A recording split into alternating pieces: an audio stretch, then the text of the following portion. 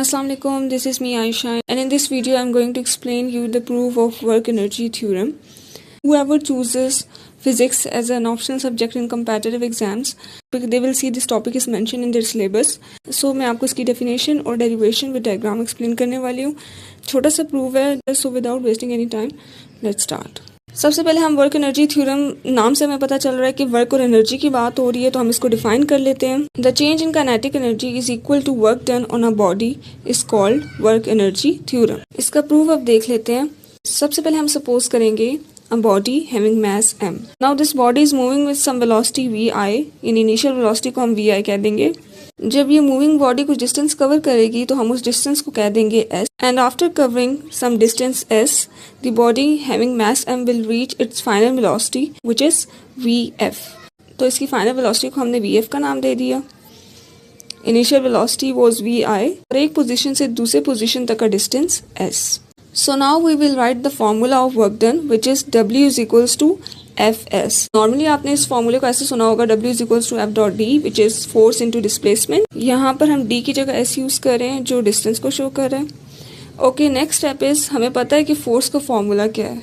F is equals to ma. सो हम Newton second law में भी आपने पढ़ा होगा ये. सो W is equals to MAS हो जाएगा. Now we will use third equation of motion to further complete our derivation. So third equation of motion क्या है? That is 2as is equals to vf square minus vi square. यानी 2 multiply acceleration multiply some distance is equals to final velocity का square minus initial velocity का square. 2 को हम दूसरी side ले जाके डिवाइड कर लेंगे इक्वेशन के, और उसके बाद हम इस पूरी की पूरी इक्वेशन को अपनी वर्क डन की इक्वेशन, जिसे हम फर्स्ट इक्वेशन नेम दे देते हैं, उसमें हम इसको पुट कर देंगे.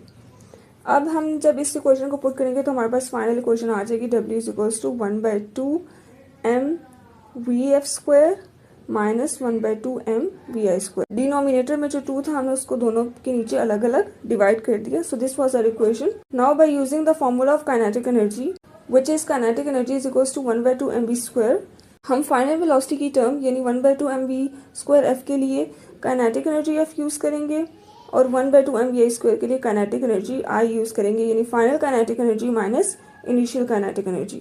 Hence final kinetic energy minus initial kinetic energy is equals to change in kinetic energy.